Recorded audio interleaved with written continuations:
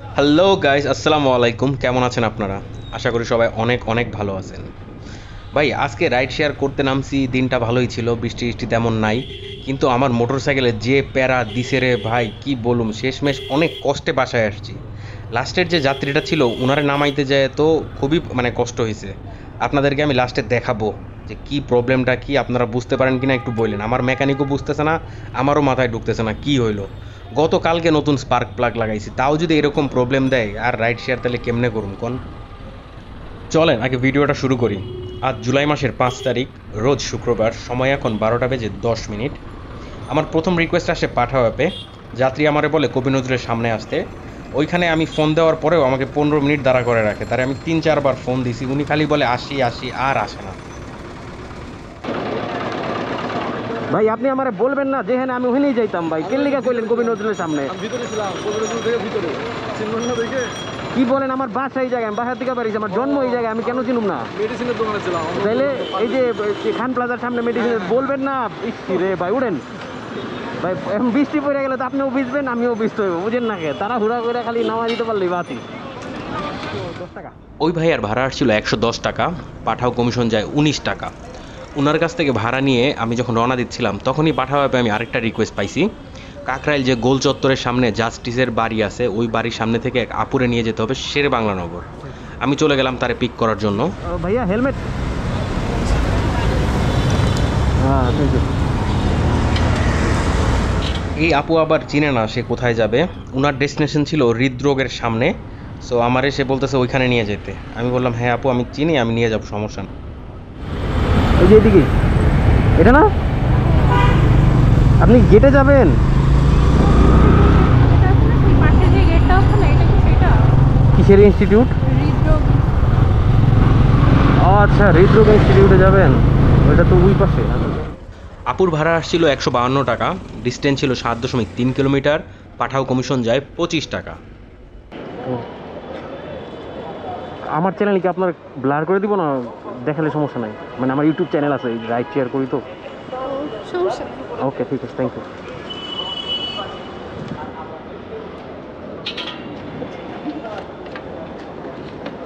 এটা গেট হলো ওই দিক দিয়া? না, আমাকে একজন নিতে আসবে এখানে, আমার ভাইয়া। ও আচ্ছা, সমস্যা নেই। ঠিক আছে, ওকে, আল্লাহ হাফিজ। ওই আপুকে ড্রপ করার পরে আমি 10-15 মিনিট কোনো ট্রিপ পাই নাই। চলেন এই ফাঁকে কিছু পেঁচাল পাইরে নিই। আমি গতবার যে ইঞ্জিন অয়েলটা ইউজ করছিলাম, এবার কিন্তু নতুন আরেকটা ইউজ করতেছি, আপনাদেরকে দেখাবো। আর তার আগে বলে নেই, গতকালকে আমার জন্য একটা লেটার আসে বাংলাদেশ যে ডাক বিভাগ আছে ওই থেকে। এখন লেটারটা পাঠাইছে ইউএসের গুগল কোম্পানি। তারা একটা 6 অক্ষরের পিনকোড ঢুকাই দিছে এটার ভেতর। এই পিনকোডটা আমাকে বসাইতে হবে, তাইলে পরে আমার আইডেন্টিটি ভেরিফাই হবে। চলেন এবার ইঞ্জিন অয়েলটা দেখে আসি। এটাও আমি শেল বিডি অ্যাপের মাধ্যমে অর্ডার করছি। কিন্তু গতবার যে ইঞ্জিন অয়েলটা ইউজ করছি ওটা ছিল ফুল সিনথেটিক। আর এইবার যেটা অর্ডার দিছি এটা হইলো 600 টাকা দামের মিনারেল। আর আগেরটা ছিল 925। আগেরটা দিয়ে আমি 1700 কিলোমিটার চালাইছি। এবং যখন আমি ডাউন দিছি ইঞ্জিন অয়েল খুবই ভালো ছিল, মানে আরও 300-400 কিলোমিটার চলতো। এটার সাথে একটা ছোট গিফটও আছে। দেখা যাক এটা দিয়ে কতখানি চালাইতে পারি। বলতে বলতে চলতে চলতে পাঠাওতে একটা রিকোয়েস্ট চলে আসে। চলেন যাত্রীর আগে পিক করি, তারপর আসি বাকি কথায়। আসসালামু আলাইকুম। যাবেন কোথায় আপু? Dhanmondi govt boys high school. ম্যাপে তো দেওয়াই আছে। ওকে। এখানে একটু বড় করা লাগবে। বড়? আচ্ছা, আপনার খোপা আছে না? ও আচ্ছা, খুলে ফেলো, সমস্যা নেই। তাইলে হলো, কারণ এটা অনেক বড়। ওইটার আশেপাশে কি খাবারের কোনো দোকান টোকান আছে? দেখতে হবে, চলেন দেখবো না, সমস্যা নেই। খাবার দিয়ে দেওয়া লাগবে তো। হ্যাঁ হ্যাঁ, আমার চ্যানেল আছে আপু, আপনাকে দেখালে তো কোনো প্রবলেম নাই। ইউটিউব চ্যানেল, প্রতিদিন যা করি তাই দেখাই, মানে যে কত টাকা ইনকাম হয়, কেমনে কি, এভরিথিং। ওকে, আমি খুলে দিচ্ছি।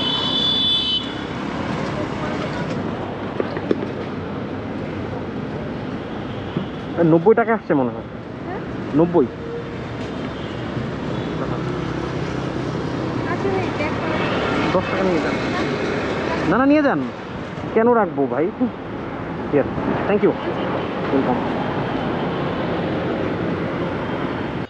ওই যাত্রীকে ড্রপ করার পর 4 নাম্বার ট্রিপ পাইছি আমি মোহাম্মদপুর আসাদ গেটের সামনে থেকে।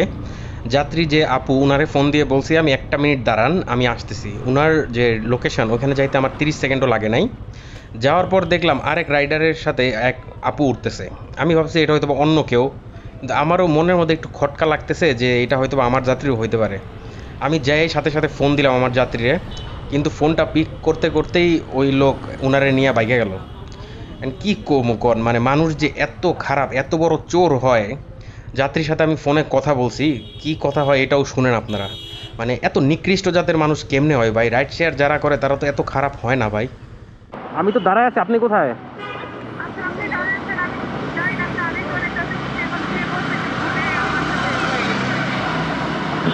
আমি তো দেখছি আপনি মনে হয় আমার সামনে উঠে চলে গেলেন। আচ্ছা ঠিক আছে, তাহলে ওকে আমি ক্যান্সেল করে দিচ্ছি। আচ্ছা ভাই এমন ভর দুপুরে যাত্রী ডাকাতি, এটা কি আপনাদের কারোর সাথে হয়েছে কিনা? যদি হয়ে থাকে একটু কমেন্টে আমরা জানায়েন প্লিজ, মজা লাগবো। পরের রিকোয়েস্ট ধরছি আমি ইনড্রাইভ অ্যাপে। যাত্রী আছে শঙ্কর যে বাস স্ট্যান্ড, ওইখানে তারে নিয়ে যেতে হবে বকশিবাজার। আসসালামু আলাইকুম। আমার ওই পাশ দিয়ে যাওয়া লাগবে। না না, এই পাশ দিয়ে যেতে হবে। তাই আমি আর ফুটওভার ব্রিজ পার হয়ে ঢাকা ইউনিভার্সিটি ফার্স্ট ইয়ার। হ্যাঁ, এইদিকে যেতে হবে।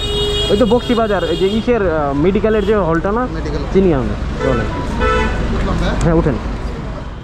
যাত্রীর ডেস্টিনেশন ছিল ফজলে রাব্বি হল। আমরা নিউ মার্কেট দিয়ে যাচ্ছি। যাত্রাপথে 3 থেকে 4 বার মোটরসাইকেল বন্ধ হয়ে গেল। বারবার চোখ টান দিয়ে আমার মোটরসাইকেল স্টার্ট দেওয়া লাগতেছে। যাত্রী আমারে জিজ্ঞেস করতেছে, ভাই কি হয়েছে, মোটরসাইকেলে কি সমস্যা? এখন আমি কি বলুম ভাই, 2 দিন আগে এটার জন্য 2 দিন আমি সেই ওয়ার্কশপে রাখছি, তারা বললো সব কিছু ঠিকঠাক আছে। আবার চালানো শুরু করলাম, কিন্তু আজকে আবার ঘুরে ফিরা সেই একই প্রবলেম। কি অবস্থা দেখেন। শেষমেশ যাত্রী আর হলের যাওয়ার আগেই যে 4 রাস্তার মোচড় আছে ওইখানেই নাইমা গেল। 100 টাকায়, 101 টাকা আসছিল তো 100 টাকায়। ঠিক আছে ভাই, ধন্যবাদ, আল্লাহ হাফেজ। ওই যাত্রীরা নামানোর পরে আমার মোটরসাইকেল স্টার্টই নেয় না। ধাক্কা সাইড করে এক জায়গায় নিয়ে অনেকবার সেলফ দিলাম, চোখ টান দিয়ে সেলফ দিলাম, নর্মাল সেলফ দিলাম, স্টার্ট নেয়। পিক আপও বাড়ি দিলাম, তারপরে যখন গিয়ার ফালাইতে যাবো ঠাস বন্ধ হয়ে যায়।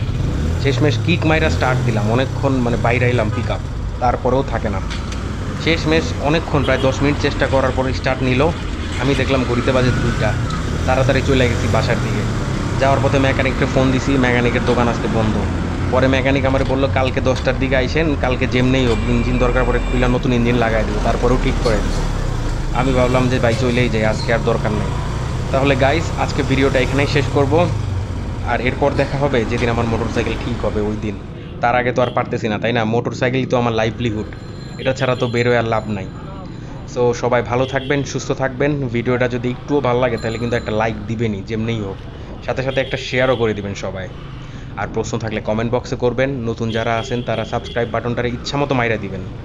সবাইকে অসংখ্য অসংখ্য ধন্যবাদ।